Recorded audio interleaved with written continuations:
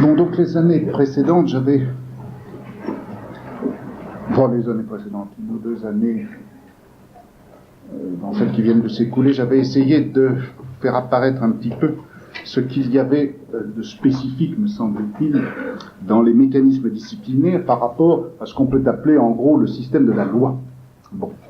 Alors, cette année, mon projet était de faire apparaître, en revanche, ce qu'il peut y avoir de spécifique, de particulier, de différent dans les dispositifs de sécurité, si on les compare à ces mécanismes de la discipline que j'avais donc essayé de repérer autrefois.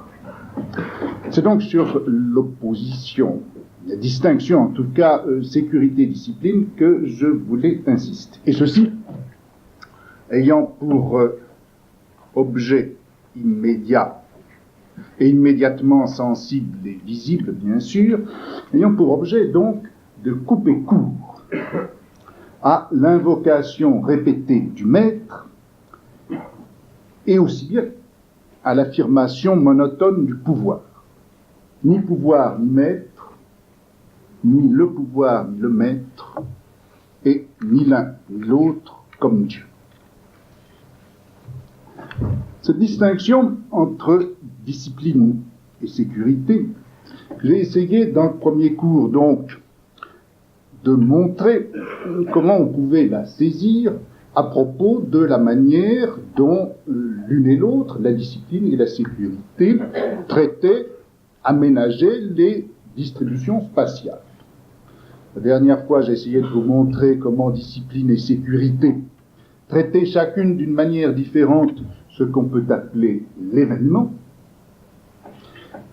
Et je voudrais aujourd'hui, mais d'une façon qui sera brève, parce que je voudrais tout de même assez vite arriver au cœur, en un sens à la fin du problème, je voudrais essayer de vous montrer rapidement comment elles traitent l'une et l'autre de façon différente ce qu'on peut appeler la normalisation. Vous connaissez mieux que moi la fâcheuse fortune de ce mot de normalisation. Qu'est-ce qui n'est pas normalisation? Je normalise, tu normalises, etc. Essayons de repérer tout de même quelques points importants dans tout cela. Premièrement, un certain nombre de gens, ayant eu la prudence ces temps-ci de relire Kelsen, se sont aperçus que Kelsen disait, démontrait, si vous voulez montrer, que entre la loi et la norme, il y avait, et il ne pouvait pas manquer d'y avoir, un rapport fondamental, que tout système de loi se rapporte à un système de normes. Mais, je crois qu'il faut bien montrer que le rapport de la loi à la norme indique bien, en effet, qu'il y a intrinsèque à tout impératif de la loi quelque chose que l'on pourrait appeler une normativité, mais que cette normativité intrinsèque à la loi, fondatrice peut-être de la loi, ne peut en aucun cas être confondue avec ce qu'on essaie ici de repérer sous le nom de procédure, procédé, technique de normalisation. Je dirais même au contraire, que s'il est vrai que la loi se réfère à une norme, la loi a donc pour rôle et fonction, l'opération même de la loi, c'est de codifier une norme, d'opérer par rapport à la norme une codification, alors que le problème que j'essaie de repérer est de montrer comment, à partir au-dessous, dans les marges, et peut-être même à contresens d'un système de la loi, se développent des techniques de normalisation. Prenons maintenant la discipline. Bon, la discipline normalise, et je crois que cela ne peut guère être contesté. Encore faut-il bien préciser en quoi consiste, dans sa spécificité, la normalisation disciplinaire. Bon, je résume d'une façon très schématique et grossière des choses 1000 fois dites, vous m'en pardonnerez. La discipline bien sûr, analyse, décompose des individus, les lieux, les temps, les gestes, les actes, les opérations. Elle les décompose en éléments qui sont suffisants pour les percevoir d'une part et les modifier de l'autre. C'est ça, ce fameux quadrillage disciplinaire qui essaie d'établir les éléments minimaux de perception et suffisants de modification. Deuxièmement, la discipline classe les éléments ainsi repérés en fonction d'objectifs déterminés. Quels sont les meilleurs gestes à faire pour obtenir tel résultat? Quel est le meilleur geste à faire pour charger son fusil, pour avoir la meilleure position à prendre, etc. Quels sont les ouvriers les plus aptes à telle tâche, les enfants les plus aptes à obtenir tel résultat, etc. Troisièmement, la discipline établit les séquences ou les coordinations qui sont optimales. Comment enchaîner les gestes les uns avec les autres, comment répartir les soldats pour une manœuvre, comment distribuer les enfants dans des hiérarchies, les enfants scolarisés dans des hiérarchies et à l'intérieur de classements, etc.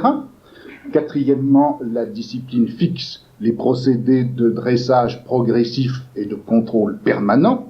Et enfin, à partir de là, elle établit le partage entre ceux qui seront considérés comme inaptes, incapables, etc., et les autres. C'est-à-dire que c'est à partir de là qu'elle fait le partage du normal et de l'anormal. C'est-à-dire que la normalisation disciplinaire consiste à poser d'abord un modèle optimal, qui est construit en fonction d'un certain résultat. Et l'opération de la normalisation disciplinaire consiste à essayer de rendre les gens, les gestes, les actes, etc., conformes à ce modèle, le normal étant précisément ce qui est capable de se conformer à cette norme, et la normale, ce qui n'en est pas capable. En d'autres termes, ce qui est fondamental et premier dans la normalisation disciplinaire, ce n'est pas le normal et l'anormal, c'est la norme. Autrement dit, il y a un caractère primitivement prescriptif de la norme, et c'est par rapport à cette norme posée que la détermination et le repérage du normal et de l'anormal deviennent possibles. Ce caractère premier de la norme par rapport au normal, le fait que la normalisation disciplinaire aille de la norme au partage final du normal et de l'anormal, c'est à cause de cela, si vous voulez, que j'aimerais mieux dire, à propos de ce qui se passe dans les techniques disciplinaires, qu'il s'agit d'une normation plus qu'une normalisation. Pardonnez le mot barbare, enfin, c'est pour bien souligner le caractère premier et fondamental de la norme. Bien maintenant, si l'on prend ce qui se passe dans cet ensemble de dispositifs que j'ai appelé, selon un mot qui à coup sûr n'est pas satisfaisant et sur lequel il faudra revenir, les dispositifs de sécurité, comment est-ce que se passent les choses du point de vue de la normalisation? Comment est-ce qu'on normalise? Alors là, après avoir pris l'exemple de la ville, puis celui de la disette, je voudrais prendre l'exemple évidemment quasi nécessaire dans cette série, l'exemple de l'épidémie, et en particulier de cette maladie endémo-épidémique qu'était au XVIIIe siècle la variole. Problème important, bien sûr, d'abord parce que la variole était à coup sûr la maladie la plus largement endémique de toutes celles que l'on connaissait à cette époque-là, puisque tout enfant naissant avait 2 chances sur 3 d'attraper la variole. Et deuxièmement, d'une façon générale et pour toute la population, le taux de morbidité de la variole était était de 1 sur 7,782, enfin presque 8. Bon. Donc, phénomène largement endémique, à mortalité très élevée. Deuxièmement, c'était un phénomène qui présentait aussi ce caractère d'avoir des flambées épidémiques très fortes et très intenses. À Londres en particulier, à la fin du XVIIe, début du XVIIIe siècle, vous aviez eu, à des intervalles qui ne dépassaient guère 5 ou 6 ans, des flambées épidémiques très intenses. Troisièmement, enfin, la variole est évidemment un exemple privilégié, puisque, à partir de 1720, avec ce qu'on appelle l'inoculation ou la variolisation, et puis à partir de 1800 avec la vaccination, on a des techniques, dispose de techniques, qui présentent le quadruple caractère absolument insolite dans les pratiques médicales de l'époque. Premièrement, d'être absolument préventif. Deuxièmement, de présenter un caractère de certitude presque totale et de succès presque total. Troisièmement, de pouvoir, en principe et sans difficulté matérielle ou économique majeure, être généralisable à la population tout entière. Et enfin, et surtout, la variolisation d'abord, mais même encore la vaccination au début du XIXe siècle, présentait ce quatrième avantage considérable d'être complètement étranger à toute théorie médicale. La pratique de la variolisation et de la vaccination, le succès de la variolisation et de la vaccination était impensable dans les termes de la rationalité médicale de l'époque. C'était une pure donnée de fait.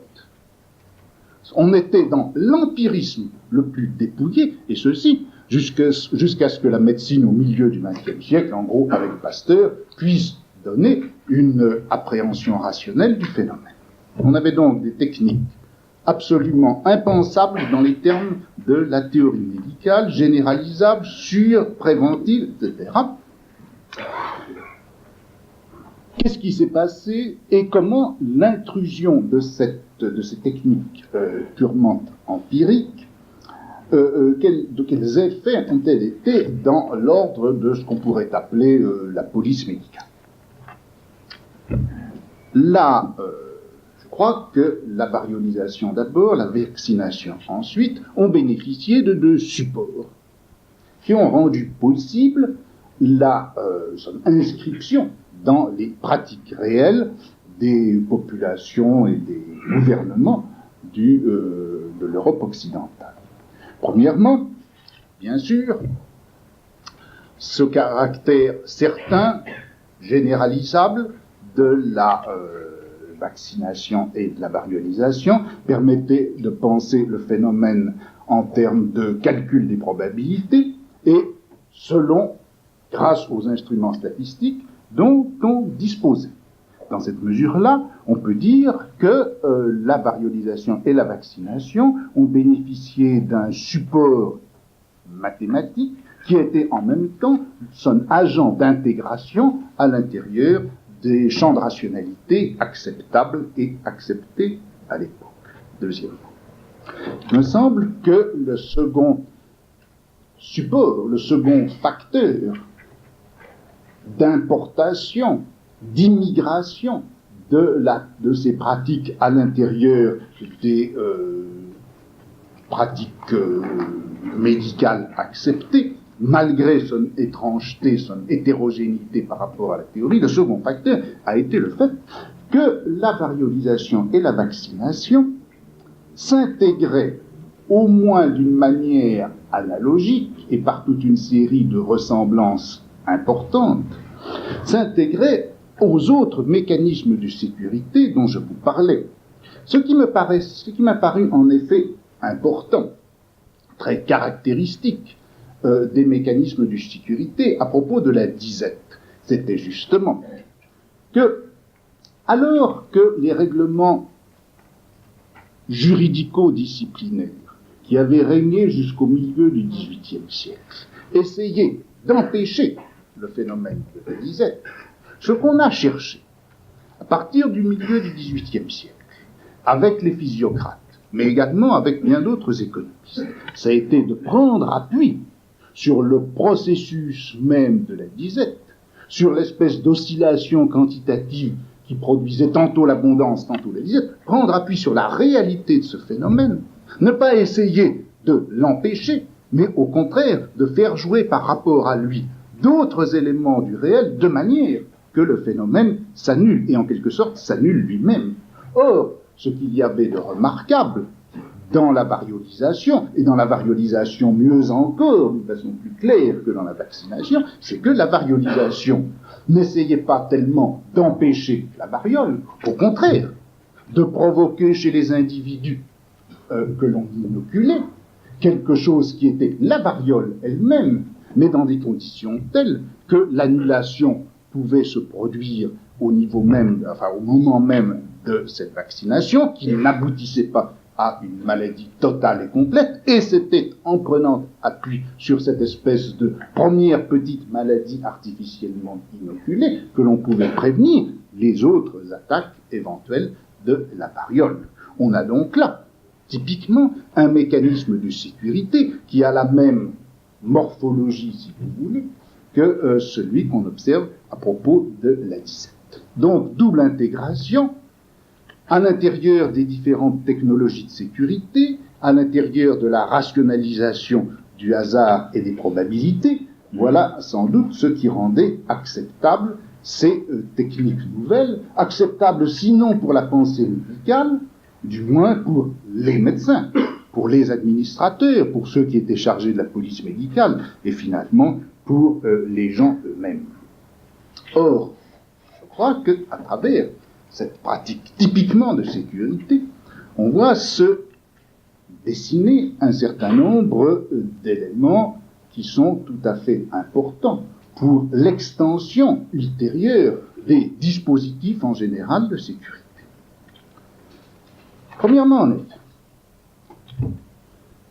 à travers tout ce qui se passe dans la pratique de l'inoculation, dans la surveillance qu'on fait subir aux gens qui ont été inoculés, dans l'ensemble des calculs par lesquels on essaie de savoir si vraiment ça vaut ou non la peine d'inoculer les gens, si on risque de mourir de l'inoculation, ou mieux, ou plutôt de mourir de la variole elle-même, etc. Eh bien, à travers tout ça, qu'est-ce qu'on voit ? On voit d'abord que la maladie va cesser d'être appréhendée dans la catégorie qui était encore très solide, très consistante à l'intérieur de la pensée et de la pratique médicale de l'époque, cette notion de maladie régnante. Une maladie régnante, telle que vous les voyez définies ou décrites dans la médecine du XVIIe et même encore du XVIIIe siècle, c'est une espèce de maladie substantielle, si vous voulez, enfin qui fait corps avec un pays, qui fait corps avec une ville, qui fait corps avec un climat, qui fait corps avec un groupe de gens, qui fait corps avec une région, avec une manière de vivre, etc. C'est dans une sorte de ce rapport massif et global entre un mal et un lieu, un mal et des gens, que se définissait, que se caractérisait la maladie régnante. À partir du moment où on va faire, à propos de la variole, les analyses quantitatives de succès et d'insuccès, d'échec ou de réussite, quand on va calculer les différentes éventualités de mort ou de contamination, du coup, la maladie ne va plus apparaître dans ce rapport massif de la maladie régnante à son lieu, son milieu. Elle va apparaître comme une distribution de cas dans une population qui, elle, sera circonscrite dans le temps ou dans l'espace. Apparition par conséquent de cette notion de cas, qui n'est pas le cas individuel, mais qui est une manière d'individualiser le phénomène collectif de la maladie, ou de collectiviser, mais sur le mode de la quantification et du rationnel et du repérage, de collectiviser les phénomènes, d'intégrer à l'intérieur d'un champ collectif les phénomènes individuels. Donc, notion de cas. Deuxièmement, ce qu'on voit apparaître, c'est que, c'est le fait suivant, c'est que si la maladie est ainsi accessible au niveau du groupe et au niveau de chaque individu, dans cette notion, dans cette analyse de la distribution de flux, on va pouvoir repérer, à propos de chaque individu ou de chaque groupe individualisé, quel est le risque pour chacun, soit de prendre la petite vérole, soit d'en mourir, soit d'en guérir, etc. On va donc, pour chaque individu, étant donné son âge, étant donné l'endroit où il habite, on va pouvoir également, pour chaque couche d'âge, on va pouvoir également pour chaque ville, on va pouvoir aussi pour chaque profession, déterminer quel va être le risque de morbidité, le risque de mortalité. On saura ainsi, et là je me réfère par exemple alors à ce texte auquel on peut, qui est en quelque sorte le bilan de toutes ces recherches quantitatives qui a été publié tout à fait au début du XIXe siècle par Duvillard sous le titre Analyse de l'influence de la petite vérole. Et ce texte établit donc toutes ces données quantitatives qui ont été cumulées à travers le XIXe siècle, le XVIIIe siècle, pardon, et on montre que pour tout enfant qui naît, il y a un certain risque de prendre la variole et qu'on peut établir ce risque qui est de l'ordre de 2 tiers. Pour chaque tranche d'âge, quel est le risque spécifique? Si on attrape la variole, on peut déterminer quel est le risque de mourir de cette variole. Le risque de mourir de cette variole, selon telle tranche d'âge, si l'on est jeune, vieux, etc., si l'on appartient à tel milieu, si l'on a telle profession, etc. On peut établir aussi, si on se fait varioliser, quel est le risque que cette vaccination ou cette variolisation provoque la maladie elle-même, et quel est le risque que, malgré cette variolisation, on puisse l'attraper plus tard, etc. Donc, notion tout à fait capitale, qui est celle de risque. Troisièmement, ce calcul des risques montre aussitôt qu'ils ne sont pas les mêmes pour tous les individus, à tous les âges, dans toutes les conditions, dans tous les lieux ou milieux.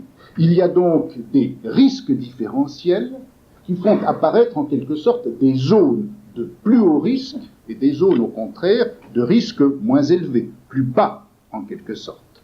C'est-à-dire qu'on peut ainsi repérer ce qui est dangereux. Il est dangereux, du point de vue de la variole, d'avoir moins de 3 ans. Il est dangereux, du point de vue du risque de la variole, il est plus dangereux d'habiter dans une ville qu'à la campagne, etc. Donc, troisième notion importante, après le cas et le risque, la notion de danger. Et enfin, on peut repérer, autrement que sous la catégorie générale de l'épidémie, des espèces de phénomènes d'emballement, d'accélération, de multiplication, qui font que la multiplication de la maladie, à un moment donné, dans un lieu donné, risque, par la voie bien sûr de la contagion, de multiplier les cas, qui vont eux-mêmes multiplier d'autres cas, et ceci, selon une tendance, une ligne de pente qui risque de ne pas s'arrêter, à moins que, par un mécanisme artificiel, ou encore par un mécanisme naturel mais énigmatique, il se trouve que le phénomène puisse être enrayé, et soit effectivement enrayé. Ces phénomènes d'emballement, qui se produisent d'une manière régulière et qui s'annulent aussi de manière régulière, c'est en somme ce qu'on appelle, non pas d'ailleurs exactement dans le vocabulaire médical, parce que le mot était déjà employé pour désigner autre chose, mais c'est en gros ce qu'on va appeler la crise. La crise, c'est ce phénomène d'emballement circulaire qui ne peut s'enrayer que par ou un mécanisme supérieur, naturel et supérieur qui va le freiner, ou par une intervention artificielle. Cas, risque, danger, crise, ce sont là, je crois, des notions qui sont nouvelles du moins dans leur champ d'application et dans les techniques qu'elles appellent, car on va précisément avoir toute une série de formes d'intervention qui vont avoir pour but, non pas justement de faire comme on faisait autrefois, à savoir essayer d'annuler purement et simplement la maladie chez tous les sujets chez lesquels elle se présente, ou d'empêcher encore que les sujets qui sont malades aient contact avec ceux qui sont malades. Le système disciplinaire, au fond, celui qu'on voit appliqué dans les règlements d'épidémie, ou encore dans les règlements appliqués pour les maladies endémiques comme la lèpre. Eh bien, ces mécanismes disciplinaires, ils tendent à quoi? Premièrement, traiter, bien sûr, la maladie chez le malade, chez tout malade qui se présente, dans la mesure où elle peut être guérie, et deuxièmement, annuler la contagion par l'isolement des individus non malades par rapport à ceux qui sont malades. Les dispositifs, au contraire, qui apparaissent avec variolisation, vaccination, va consister à quoi? Non pas du tout faire ce partage entre malades et non malades. Ça va consister à prendre en considération l'ensemble sans discontinuité, sans rupture des malades non malades, c'est-à-dire en somme la population, et de voir dans cette population quel est le coefficient de morbidité probable ou de mortalité probable, c'est-à-dire qu'est-ce qui est normalement attendu en fait d'atteinte par la maladie, en fait de mort due à la maladie dans cette population. Et c'est ainsi qu'on a établi là-dessus les statistiques du 18, qui ont été faites au XVIIIe siècle concordent tous, que le taux de mortalité normale due à la petite variole était donc de 1 sur 7,782. Bon, on a donc l'idée d'une morbidité ou d'une mortalité normale. C'est là la première chose. La seconde chose, c'est que par rapport à cette morbidité ou à cette mortalité dite normale et considérée comme normale, on va essayer d'arriver à une analyse plus fine qui permettra de déboîter en quelque sorte les différentes normalités les unes par rapport aux autres. On va avoir la distribution normale des cas d'atteinte par la petite variole ou de décès dû à la petite variole à chaque âge, dans chaque région, dans chaque ville, dans les différents quartiers de la ville, selon les différentes professions des gens. On va donc avoir la courbe normale, globale, les différentes courbes considérées comme normales, et la technique va consister à quoi? Eh bien, à essayer de rabattre les normalités les plus défavorables, les plus déviantes par rapport à la courbe normale générale, les rabattre sur cette courbe normale générale. C'est ainsi, par exemple, que quand on a découvert ce qui s'est produit évidemment très tôt, que la variole atteignait beaucoup plus vite, beaucoup plus rapide, beaucoup plus facilement, beaucoup plus fort, et avec un taux de morbidité beaucoup plus élevé, les enfants au-dessous de 3 ans, le problème qui s'est posé, ça a été d'essayer de rabattre cette morbidité et cette mortalité infantile, de la rabattre de manière qu'elle tente de rejoindre le niveau moyen de morbidité et de mortalité, qui se trouvera d'ailleurs lui-même déplacé par le fait qu'une tranche des individus qui figurent à l'intérieur de cette population générale se trouvera avoir une morbidité et une mortalité plus faibles. C'est à ce niveau-là du jeu des normalités différentielles, de leur déboîtement et de leur rabattement les unes sur les autres, ce qui n'est pas encore l'épidémiologie, enfin la médecine des épidémies, la médecine de la prévention va agir. On a donc un système qui est, je crois, exactement inverse de celui qu'on pouvait observer à propos des disciplines. Dans les disciplines, on partait d'une norme, et c'est par rapport à ce dressage effectué par la norme que l'on pouvait ensuite distinguer le normal de l'anormal. Là, au contraire, on va avoir un repérage du normal et de l'anormal. On va avoir un repérage des différentes courbes de normalité, Et l'opération de normalisation va consister à faire jouer les unes par rapport aux autres ces différentes distributions de normalité et faire en sorte que les plus défavorables soient ramenés à celles qui sont les plus favorables. On a donc là quelque chose qui part du normal et qui se sert de certaines distributions considérées, si vous voulez, comme plus normales que les autres, plus favorables en tout cas que les autres. Ce sont ces distributions-là qui vont servir de norme. La norme est un jeu à l'intérieur des normalités différentielles. Et l'opération de normalisation consiste à jouer et à faire jouer les unes par rapport aux autres ces différentes distributions de normalité. C'est le normal qui est premier et c'est la norme qui s'en déduit, ou c'est à partir de cette étude des normalités que la norme se fixe et joue son rôle opératoire. Donc je dirais là qu'il ne s'agit plus d'une normation, mais plutôt, au sens strict, enfin, d'une normalisation. Bon. J'ai donc pris, il y a 15 jours, il y a 8 jours et aujourd'hui, 3 exemples. La ville, la disette, l'épidémie. Ou encore, si vous voulez, la rue, le grain, la contagion. Ces 3 phénomènes, on voit immédiatement qu'ils ont entre eux un lien très visible, très manifeste. C'est qu'ils sont tous liés au phénomène de la ville elle-même. Ils se rabattent tous sur le premier des problèmes que j'ai essayé d'esquisser, car après tout, le problème de la disette et du grain, c'est le problème de la ville-marché. Le problème de la contagion et de ces maladies épidémiques, eh bien, c'est le problème de la ville comme foyer de maladie. La ville comme marché, c'est aussi la ville comme lieu de révolte.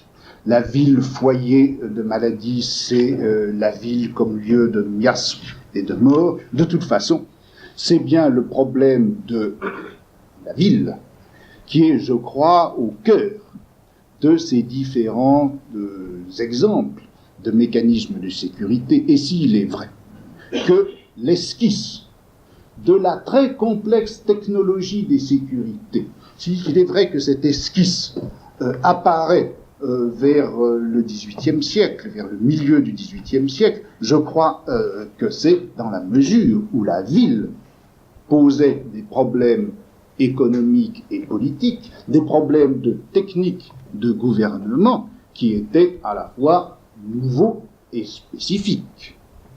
Disons encore, si vous voulez, d'une façon très grossière, il faudrait raffiner tout cela, c'est que la ville avait au fond, à l'intérieur d'un système de pouvoir qui était essentiellement territorial, à l'intérieur d'un système de pouvoir qui s'était fondé et développé à partir de la domination territoriale telle qu'elle avait été définie par la féodalité, la ville avait constitué toujours une exception.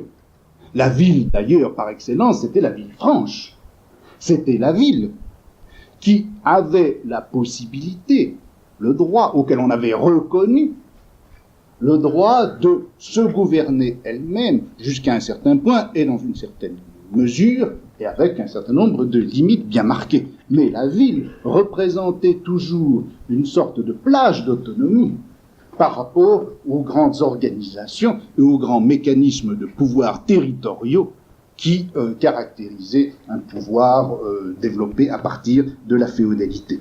Eh bien, je crois que l'intégration de la ville à l'intérieur des mécanismes centraux de pouvoir, mieux, l'inversion qui a fait que la ville est devenue le problème premier, avant même le problème du territoire, je crois qu'on a là un phénomène, un renversement caractéristique de ce qui s'est passé entre le XVIIe, si vous voulez, et le début du XIXe siècle, et qui, problème auquel il a bien fallu répondre par de nouveaux mécanismes de pouvoir, dont la forme est sans doute à trouver dans ce que j'appelle les mécanismes de sécurité.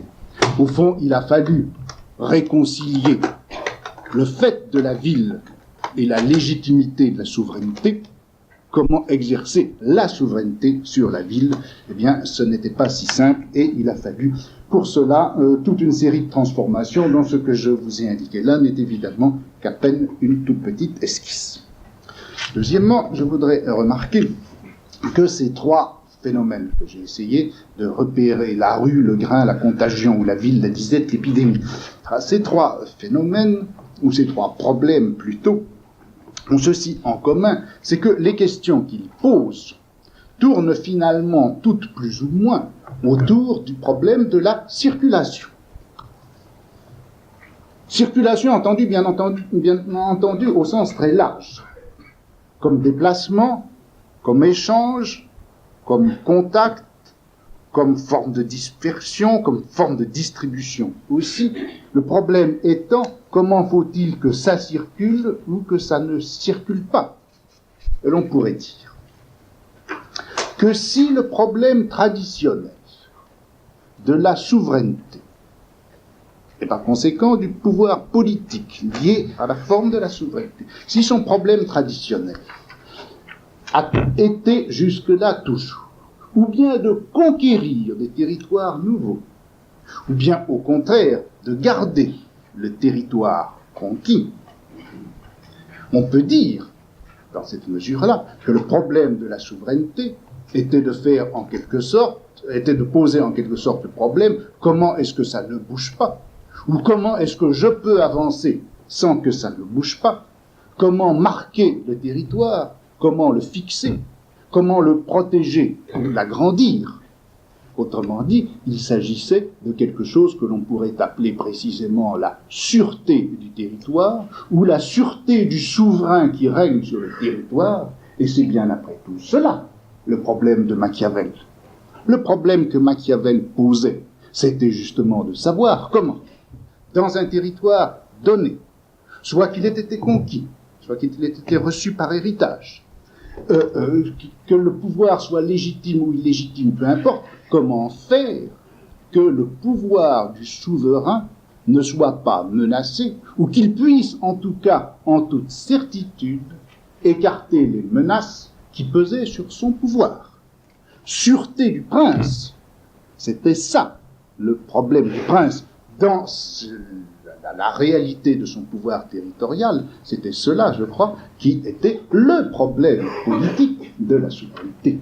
Mais loin de penser que Machiavel ouvre le champ à la modernité de la pensée politique, je dirais qu'il marque au contraire la fin d'un âge, ou en tout cas qu'il culmine un moment, il marque le sommet d'un moment dans lequel le problème était bien celui de la sûreté du prince et de son territoire. Or, il me semble que ce qu'on voit apparaître à travers des phénomènes évidemment très partiels que j'ai essayé de repérer, c'est donc un tout autre problème, non plus fixer et marquer le territoire, mais laisser faire les circulations, contrôler les circulations, trier les bonnes du mauvaises, faire que ça bouge toujours, que ça se déplace sans cesse, que ça aille perpétuellement d'un point à un autre, mais d'une manière telle que les dangers inhérents à cette circulation en soient annulés.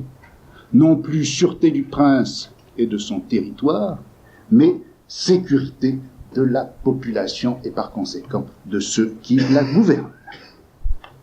Autre changement donc, je crois, très important. Enfin, je crois que ces mécanismes ont un troisième caractère en commun, c'est que ce sont des mécanismes, que ce soit les nouvelles formes de recherche urbanistique, que ce soit la manière d'empêcher les disettes, ou du moins de les contrôler, que ce soit les manières de prévenir les épidémies, de toute façon. Ces mécanismes ont en commun ceci, c'est que ils tentent de faire jouer les uns et les autres, non pas du tout, non pas premièrement en tout cas, et d'une manière fondamentale, un rapport d'obéissance entre une volonté supérieure, celle du souverain, et les volontés qui leur seraient soumises, qui lui seraient soumises.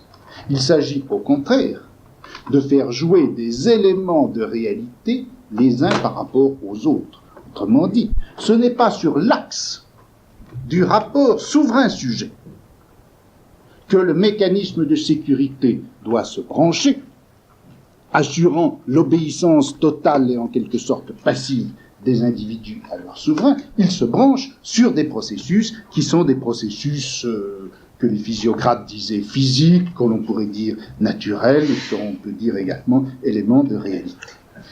Ils tendent aussi, ces mécanismes, à une annulation des phénomènes, non pas du tout dans la forme de l'interdit, tu ne feras pas cela, ni même cela n'aura pas lieu, mais ils tendent à une annulation progressive des phénomènes par les phénomènes eux-mêmes. Il s'agit en quelque sorte de les délimiter dans des bornes acceptables plutôt que de leur imposer une loi qui leur dit non. Ce n'est donc pas sur l'axe souverain-sujet, ce n'est pas non plus dans la forme de l'interdit que les mécanismes de sécurité se mettent à jouer. Et enfin, je crois que tous ces mécanismes, et on arrive au point, je crois, central dans tout cela, c'est que ces mécanismes ne tentent pas, comme ceux de la loi, comme ceux de la discipline, à répercuter de la manière la plus homogène et la plus continue, la plus exhaustive possible, la volonté de l'un sur les autres.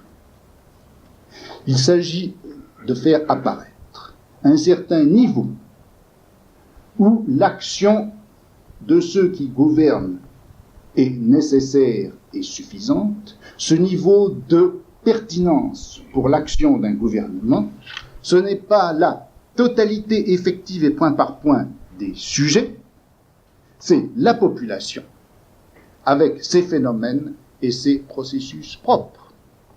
L'idée du panoptique, idée moderne en un sens, on peut dire aussi qu'elle est tout à fait archaïque, puisqu'il s'agit au fond, dans le mécanisme panoptique, de placer au centre quelqu'un, un œil, un regard, un principe de surveillance, qui pourra en quelque sorte faire jouer sa souveraineté sur tous les individus qui seront placés à l'intérieur de cette machine de pouvoir. Dans cette mesure-là, on peut dire que le panoptique, c'est le plus vieux rêve du plus vieux souverain. Qu'aucun de mes sujets n'échappe, et qu'aucun des gestes d'aucun de mes sujets ne me soit inconnu. Souverain parfait, encore, d'une certaine façon, que le point central du panoptique. En revanche, ce qu'on voit apparaître maintenant, c'est l'idée d'un pouvoir qui porterait, non pas, qui ne prendrait pas la forme d'une surveillance exhaustive des individus pour qu'en quelque sorte chacun d'entre eux, à chaque moment, dans tout ce qu'il fait, soit présent aux yeux du souverain, mais un ensemble de mécanismes qui vont rendre pertinent pour le gouvernement, et pour ceux qui gouvernent, des phénomènes bien spécifiques, qui ne sont pas exactement les phénomènes individuels, bien que, et là il faudra y revenir parce que c'est très important, bien que les individus y figurent d'une certaine manière et que les processus d'individualisation y soient bien spécifiques. Mais c'est une toute autre manière de faire jouer le rapport collectif-individu, totalité du corps social, fragmentation élémentaire, c'est d'une toute autre façon qui va jouer dans ce qu'on appelle la population. Et le gouvernement des populations est, je crois, quelque chose de tout à fait différent que l'exercice des souverainetés jusque sur le grain le plus fin des comportements individuels. On a là deux économies de pouvoir qui sont, me semble-t-il, tout à fait différentes. De la ville de la disette et de l'épidémie, de saisir des mécanismes, je crois, nouveaux à cette époque-là. Et à travers eux, on voit que ce qui est donc en question, c'est d'une part une toute autre économie de pouvoir, et d'autre part, c'est là-dessus maintenant que je voudrais dire quelques mots, d'autre part, un personnage politique absolument nouveau, je crois, et qui n'avait pas existé, qui n'avait pas été perçu, reconnu, en quelque sorte découpé jusque-là, ce nouveau personnage qui fait une entrée remarquable, et d'ailleurs très tôt remarqué au XVIIIe siècle, ce personnage, c'est donc la population. Bien sûr, ce n'est pas la première fois que le problème, les soucis concernant la population apparaissent non seulement dans la pensée politique en général, mais à l'intérieur même des techniques et des procédés de gouvernement. On peut dire que, de façon très lointaine, en regardant d'ailleurs l'usage du mot population dans des textes plus anciens, on voit que le problème de la population avait été depuis longtemps posé et, en quelque sorte, d'une façon presque permanente, mais sous une modalité essentiellement négative. Ce qu'on appelait la population, eh bien, c'était tout simplement le contraire de la dépopulation. C'est-à-dire qu'on entendait par population le mouvement par lequel, après quelques grands désastres, que ce soit une épidémie, que ce soit la guerre, que ce soit la disette, bref, après ces grands moments dramatiques dans lesquels les hommes étaient morts avec une rapidité, une intensité tout à fait spectaculaire, le mouvement par lequel se repeuplait un territoire devenu désert. Disons encore que c'est par rapport à au désert ou à la désertification due aux grandes catastrophes humaines que se posait le problème de la population. Il est d'ailleurs tout à fait caractéristique de voir que ces fameuses tables de mortalité, vous savez que la démographie du XVIIIe siècle n'a pu commencer que dans la mesure où on avait, dans un certain nombre de pays, et en Angleterre surtout, établi des tables de mortalité qui permettaient toute une série de quantifications et qui permettaient aussi de savoir de quoi les gens étaient morts. Eh bien, ces tables de mortalité, bien sûr, elles n'ont pas toujours existé, et surtout, elles n'ont pas toujours été continues. Et en Angleterre, qui était le premier pays à faire ces tables de mortalité, on ne faisait pendant le XVIe siècle, et je crois même encore jusqu'au début du XVIIe, je ne sais plus très bien la date auquel les choses ont changé, en tout cas pendant tout le XVIe siècle, on ne faisait de tables de mortalité qu'à l'époque des grandes épidémies. Et là où quelques fléaux, dans les moments où quelques fléaux rendaient la mortalité si dramatique que l'on voulait savoir exactement combien de gens mouraient, où ils mouraient et de quoi ils mouraient. Autrement dit, la population n'était pas prise du tout. La question de la population n'était pas prise du tout dans sa positivité et dans sa généralité, c'était par rapport à une mortalité dramatique qu'on posait la question de savoir qu'est-ce que c'est que la population et comment est-ce qu'on pourra repeupler. La valeur positive de la notion de population, là encore, valeur positive ne date pas non plus de ce milieu du XVIIIe siècle auquel jusqu'à présent je me suis référé. Il suffit de lire les textes des chroniqueurs, des historiens, des voyageurs, etc., pour bien voir que la population figure toujours dans leur description comme un des facteurs, un des éléments de la puissance d'un souverain. Pour qu'un souverain soit puissant, il fallait bien sûr qu'il règne sur un territoire étendu. On mesurait aussi, ou on estimait, ou on supputait l'importance de ces trésors, étendue du territoire, importance des trésors, et population, sous trois aspects d'ailleurs, une population nombreuse, et par conséquent pouvant figurer au blason de la puissance d'un souverain, cette population se manifestait par le fait qu'il disposait de troupes nombreuses, le fait que les villes étaient peuplées, le fait enfin que les marchés étaient très fréquentés. Cette population nombreuse ne pouvait figurer, ne pouvait caractériser la puissance du souverain qu'à deux conditions supplémentaires, c'est qu'elle soit obéissante, d'une part, et d'autre part, animée d'un zèle, d'un goût du travail, d'une activité qui permettait que le souverain, d'une part, soit effectivement puissant, c'est-à-dire obéi, et d'autre part, riche. Bon. Tout ceci appartient, si vous voulez, à ce qu'il y a de plus traditionnel dans la manière de concevoir la population. Où les choses commencent à changer, c'est avec le XVIIe siècle, à cette époque que l'on a caractérisée par le caméralisme et le mercantilisme, non pas tellement doctrine économique que manière nouvelle de poser les problèmes du gouvernement. Éventuellement, on y reviendra. En tout cas, pour les mercantilistes du XVIIe siècle, la population apparaît non plus simplement comme un trait positif, permettant de figurer dans les emblèmes de la puissance du souverain, mais la population apparaît à l'intérieur d'une dynamique, ou plutôt, non pas à l'intérieur, mais au principe même, d'une dynamique et de la dynamique de la puissance de l'État ou du souverain. La population, c'est un élément fondamental, c'est-à-dire un élément qui conditionne tous les autres. Conditionne pourquoi? Parce que la population fournit des bras pour l'agriculture, c'est-à-dire qu'elle garantit et l'abondance des récoltes, puisqu'il y aura beaucoup de cultivateurs, beaucoup de terres cultivées, etc., abondance des récoltes, et donc bas prix des grains et des produits agricoles. Elle fournit aussi des bras pour les manufactures, c'est-à-dire qu'elle permet par conséquent que l'on se passe autant que possible des importations et de tout ce qu'il faudrait payer en bonne monnaie, en or ou en argent avec aux pays étrangers. Troisièmement, la population est un principe, un élément fondamental dans la dynamique de la puissance des États parce que elle assure à l'intérieur même de l'État toute une concurrence entre la main-d'œuvre possible, ce qui assure bien entendu des bas salaires. Bas salaire veut dire bas prix des marchandises produites et possibilité d'exportation.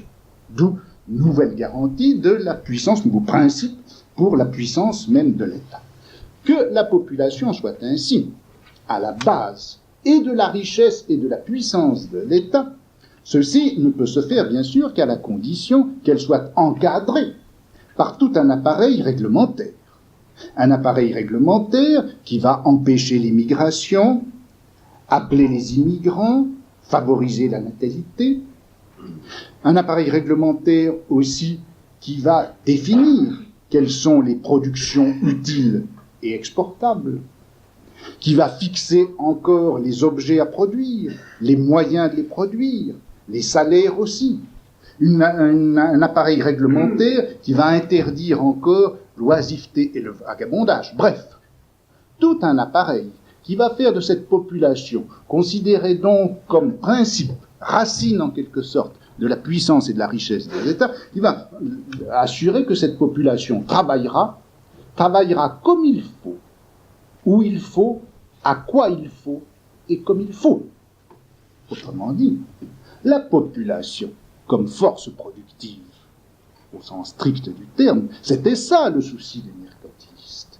Et je crois justement que ce n'est pas après les mercantilistes, ce n'est pas au XVIIIe siècle, ce n'est évidemment pas non plus au XIXe siècle, que la population sera considérée essentiellement et fondamentalement comme force productive.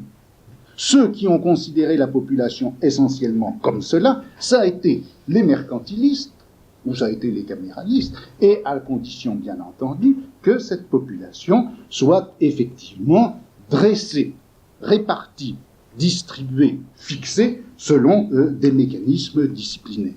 Population, principe de richesse, force productive, encadrement disciplinaire, tout ceci fait corps à l'intérieur de la pensée et du projet et de la pratique politique des mercantilistes. Je crois que, à partir du XVIIIe siècle, à la date que j'ai prise, dans les années que j'ai prises jusqu'à présent comme repère, il me semble que les choses vont changer.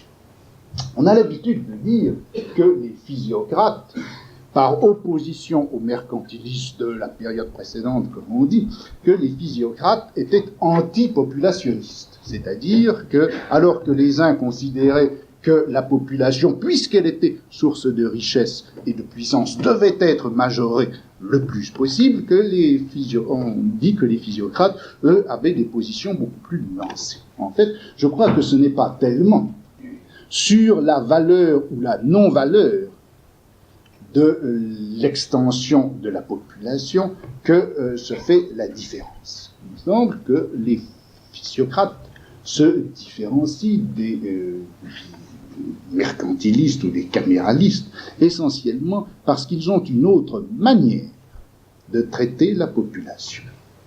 Car au fond, les mercantilistes et les physiocrates, les mercantilistes et les caméralistes, quand ils parlaient de cette population qui était d'une part fondement de richesse et d'autre part qui devait être encadrée par un système réglementé, ne la considéraient encore que, si vous voulez, comme une collection de sujets d'un souverain,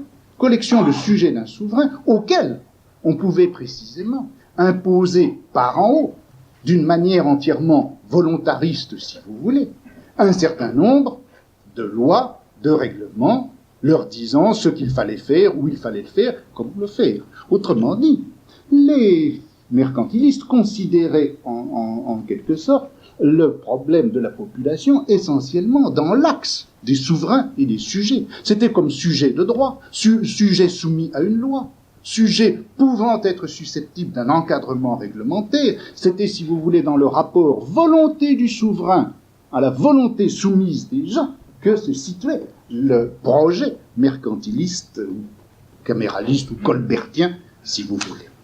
Or, je crois qu'avec les physiocrates, d'une façon générale, avec les économistes du XVIIIe siècle, la population va cesser d'apparaître comme une collection de sujets de droit, comme une collection de volontés soumises qui doit obéir à la volonté, par l'intermédiaire des règlements, lois, édits, etc., à la volonté du souverain. On va considérer la population comme un ensemble de processus qu'il faut gérer dans ce qu'ils ont de naturel et à partir de ce qu'ils ont de naturel. Mais qu'est-ce que signifie cette naturalité de la population? Qu'est-ce qui fait que la population, à partir de ce moment-là, va être perçue non pas à partir des notions juridico-politiques de sujet, mais à partir et comme une sorte d'objet technico-politique d'une gestion et d'un gouvernement? Qu'est-ce que c'est que cette naturalité? Je crois, pour dire les choses très brièvement, qu'elle apparaît de trois manières. Premièrement, la population telle qu'on la problématise dans la pensée, mais dans la pratique gouvernementale du XVIIIe siècle, la population. D'abord, elle n'est pas la simple somme des individus habitant un territoire, elle n'est pas non plus le seul résultat de leur volonté de se reproduire, elle n'est pas non plus le vis-à-vis d'une volonté souveraine qui peut ou bien la favoriser ou bien la décimer. En fait, la population, elle n'est pas une donnée première.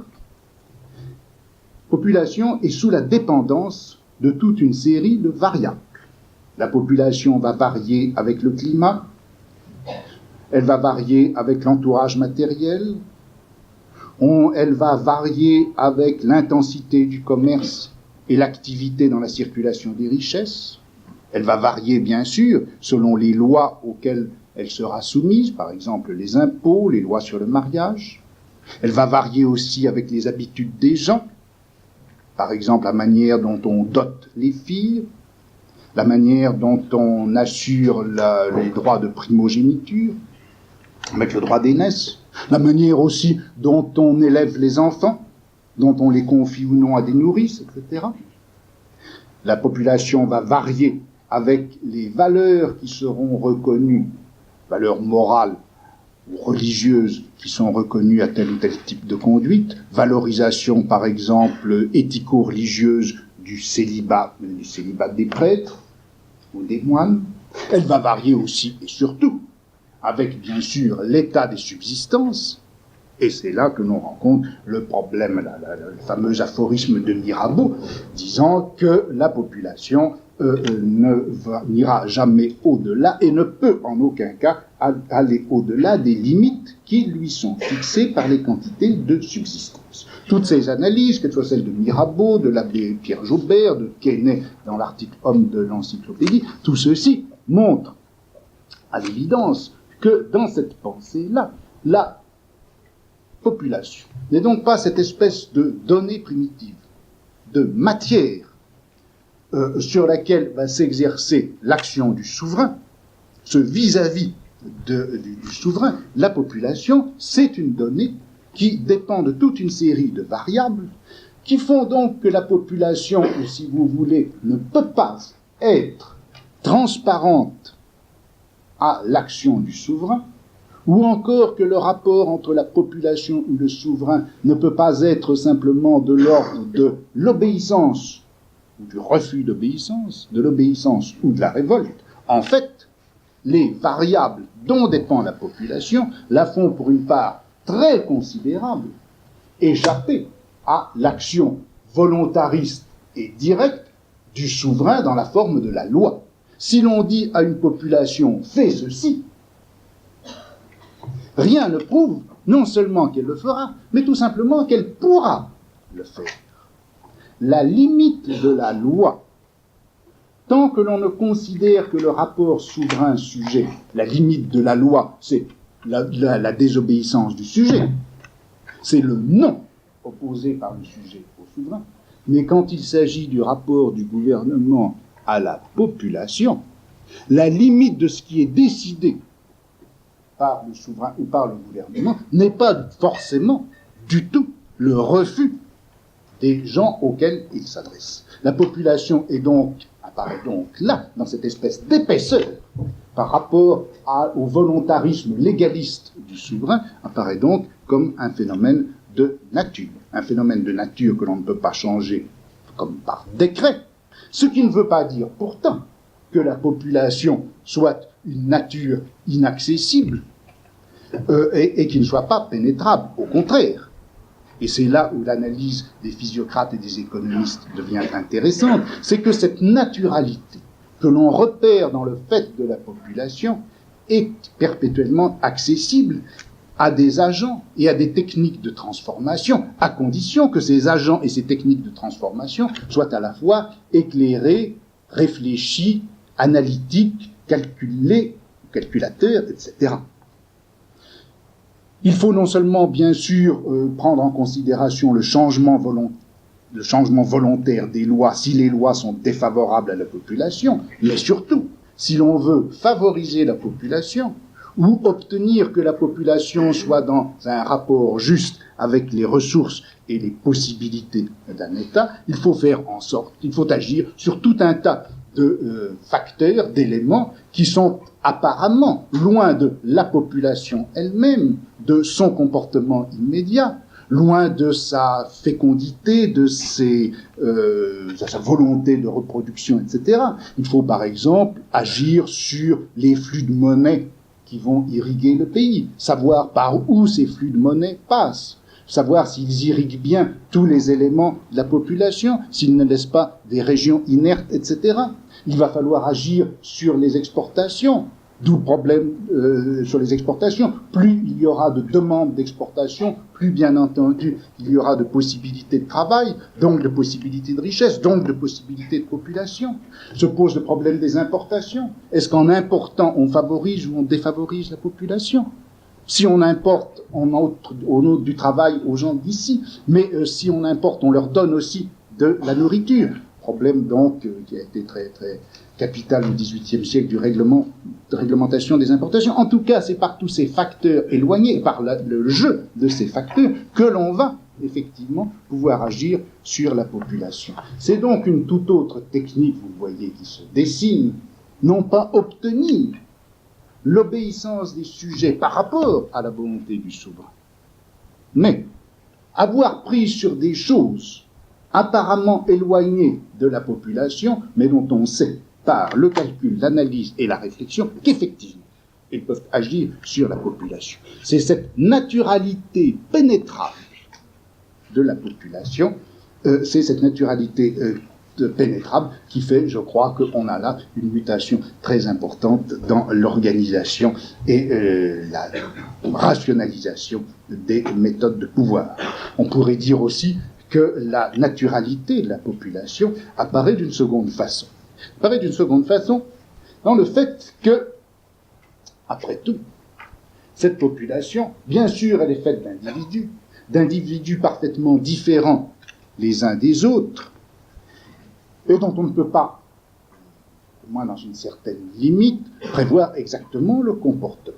Il n'en reste pas moins qu'il y a, selon les premiers théoriciens de la population du XVIIIe siècle, au moins un invariant. Un invariant qui fait que la population, prise dans son ensemble, a et n'a qu'un seul moteur d'action. Ce moteur d'action, c'est le désir.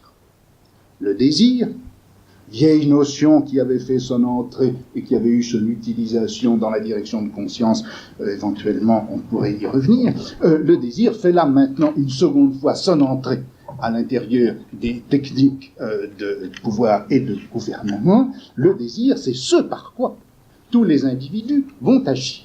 Désir contre lequel on ne peut rien, comme le dit Quesnay, vous ne pourrez pas empêcher les gens de venir habiter là où ils considèrent qu'il y aura le plus de profit pour eux et où ils désirent habiter parce qu'ils désirent ce profit. N'essayez pas de changer, ça ne changera. Mais, et c'est là où cette naturalité du désir qui marque ainsi la population et devient pénétrable à la technique gouvernementale, c'est que ce désir a, pour des raisons sur lesquelles il faudrait revenir et qui constituent un des éléments théoriques importants de tout le système, enfin, ce désir est tel que, si on le laisse jouer, et à condition de le laisser jouer dans une certaine limite, et grâce à un certain nombre de mises en relation et de connexions, ce désir est tel qu'il produira au total l'intérêt général de la population. Le désir, c'est la recherche de l'intérêt pour l'individu. L'individu peut d'ailleurs parfaitement se tromper dans son désir quant à son intérêt personnel. Il y a une chose qui ne trompe pas, c'est que le jeu spontané, ou en tout cas à la fois spontané et réglé du désir, permettra en effet la production d'un intérêt, de quelque chose qui est intéressant pour la population elle-même. Production de l'intérêt collectif par le jeu des désirs, c'est là ce qui marque à la fois la naturalité de la population et l'artificialité possible des moyens que l'on se donne pour la gérer. C'est important parce que vous voyez qu'avec cette idée d'une gestion des populations à partir de la naturalité de leurs désirs et de la production spontanée de l'intérêt collectif par le désir, avec cette idée-là, on a quelque chose qui est tout à fait à l'opposé de ce qui était la vieille conception éthico-juridique du gouvernement et de l'exercice de la souveraineté. Car qu'est-ce que c'était que le souverain pour les juristes, et ceci pour les juristes médiévaux, mais également pour tous les théoriciens du droit naturel, mais aussi bien pour Hobbes que pour Rousseau, etc. Le souverain, c'est celui qui est capable de dire non au désir de tout individu. Problème étant de savoir comment est-ce que ce non opposé au désir des individus peut être légitime et fondé sur la volonté même des individus. Voilà. Ça, c'est un énorme problème. Or, on voit se former à travers cette pensée économico-politique des physiocrates une toute autre idée, qui est, mais le problème de ceux qui gouvernent, ça ne doit pas être absolument de savoir comment ils peuvent dire non, jusqu'où ils peuvent dire non, avec quelle légitimité ils peuvent dire non. Leur problème, c'est de savoir comment dire oui. Comment dire oui à ce désir.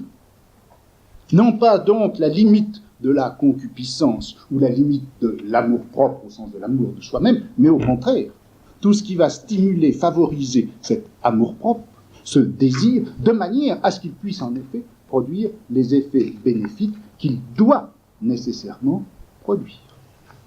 On a donc là la matrice de toute une philosophie, disons, utilitariste, et tout comme, je crois, l'idéologie de Condillac, enfin le sens qu'on appelle le sensualisme, était l'instrument théorique par lequel on pouvait sous-tendre la pratique de la discipline, je dirais que la philosophie utilitariste a été l'instrument théorique qui a sous-tendu cette nouveauté qu'était à l'époque le gouvernement des populations.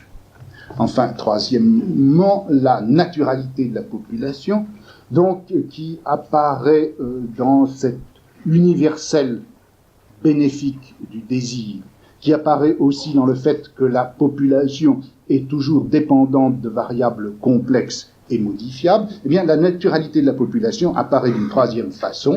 Elle apparaît dans la constance de phénomènes dont on pourrait attendre qu'ils soient variables, puisqu'ils dépendent d'accidents, de hasards, de conduites individuelles, de causes conjoncturelles, etc. Or, ces phénomènes devraient être irréguliers.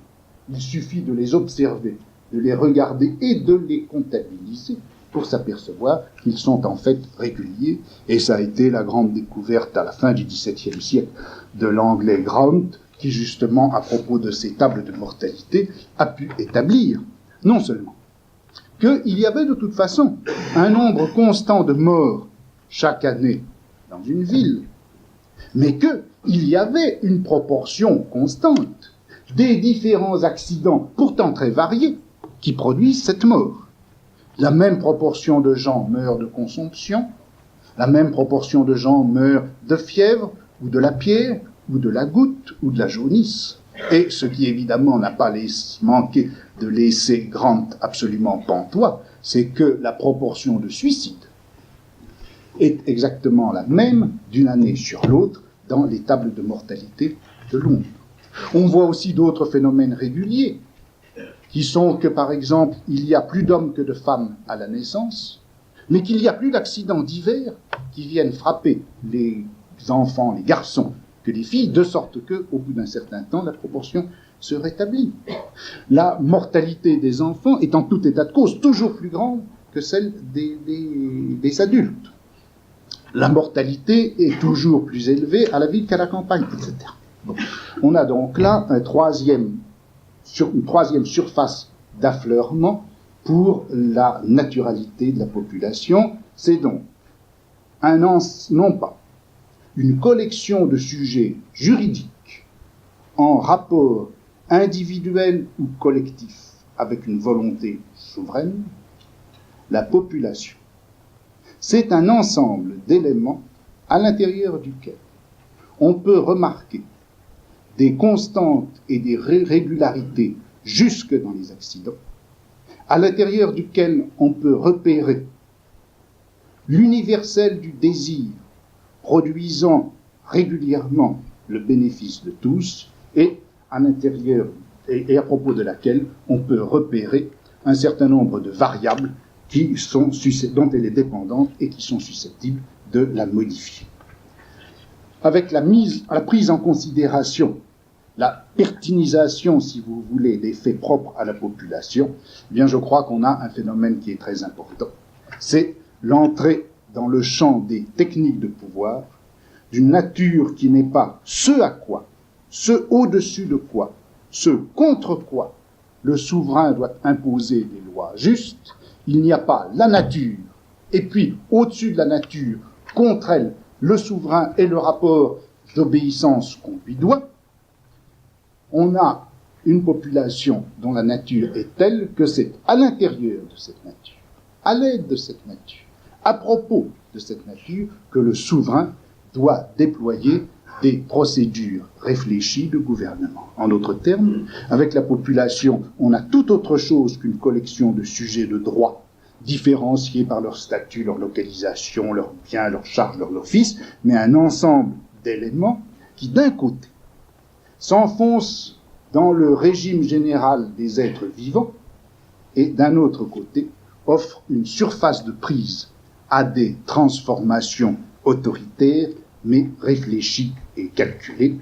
La dimension par laquelle la population s'enfonce parmi les autres êtres vivants, c'est celle qui va apparaître et que l'on sanctionnera lorsque, pour la première fois, on cessera d'appeler les hommes le genre humain et on commencera à les appeler espèces humaines, à partir du moment où le genre humain apparaît comme espèce dans le champ de détermination de toutes les espèces vivantes, du coup, on peut dire que l'homme apparaîtra dans son insertion biologique première. La population, c'est donc par un bout l'espèce humaine, et par un autre bout, c'est ce qu'on appelle le public. Là encore, le mot n'est pas nouveau, mais l'usage l'est. Le public, notion capitale au XVIIIe siècle. Le public, c'est la population prise du côté de ses opinions, de ses manières de faire, de ses comportements, de ses habitudes, de ses craintes, de ses préjugés, de ses exigences. C'est ce sur quoi on a prise par l'éducation, par la campagne, par les convictions, etc. La population, c'est donc tout ce qui va s'étendre depuis l'enracinement biologique par l'espèce jusqu'à la surface de prise offerte par le public. De l'espèce au public, on a tout un champ de réalités nouvelles en ce sens qu'elles sont pour le gouvernement, pour les mécanismes de pouvoir, les éléments pertinents, l'espace pertinent à l'intérieur duquel et à propos duquel il doit agir. On pourrait ajouter encore ceci, c'est que vous le voyez. À mesure que je parlais de la population, il y avait un mot qui revenait sans cesse, vous direz que je l'ai fait exprès, peut-être pas tout à fait, c'est le mot de gouvernement. Plus je parlais de la population, plus je cessais de dire souverain. J'étais amené à désigner ou à viser quelque chose qui, là encore, je crois, est relativement nouveau, non pas dans le mot, non pas à un certain niveau de réalité, mais en tant que technique nouvelle, ou plutôt, le privilège que le gouvernement commence à exercer par rapport au règne, au point qu'un jour on pourra dire, pour limiter le pouvoir du roi, le roi règne mais ne gouverne pas, cette inversion du gouvernement par rapport au règne, et le fait que le gouvernement soit au fond beaucoup plus que la souveraineté, beaucoup plus que le règne, beaucoup plus que l'impérium, le problème politique moderne, je crois que c'est lié absolument à la population. La série population, mécanisme de sécurité, population, gouvernement et ouverture du champ de ce qu'on appelle la politique, tout ceci, je crois, constitue une série qu'il faudrait analyser. Je voudrais vous demander encore 5 minutes pour ajouter quelque chose et vous comprendrez peut-être pourquoi. Un petit peu en marge de tout ça.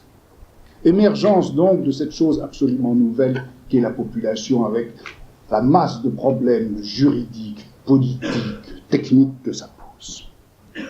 Bien maintenant, si l'on prend un tout autre série de domaines, celui de ce qu'on pourrait appeler les savoirs, on s'aperçoit que c'est à peu de choses près. Et c'est là, non pas la solution, une solution que je vous propose, mais un problème. On s'aperçoit que dans toute une série de savoirs, eh bien, ce même problème de la population apparaît plus précisément. Prenons, si vous voulez, le cas de l'économie politique. Au fond, tant qu'il s'est agi pour les gens qui s'occupaient de finances, puisque c'était de ça qu'il s'agissait, encore au XVIIe siècle. Tant qu'il s'agissait pour les gens qui s'occupaient de finances, de quantifier les richesses, de mesurer leur circulation, de déterminer le rôle de la monnaie, de savoir s'il valait mieux d'évaluer ou, au contraire, réévaluer une monnaie. Tant qu'il s'agissait d'établir, de soutenir les flux du commerce extérieur, je crois que l'analyse économique, entre guillemets, restait exactement au niveau de ce qu'on pourrait appeler l'analyse des richesses.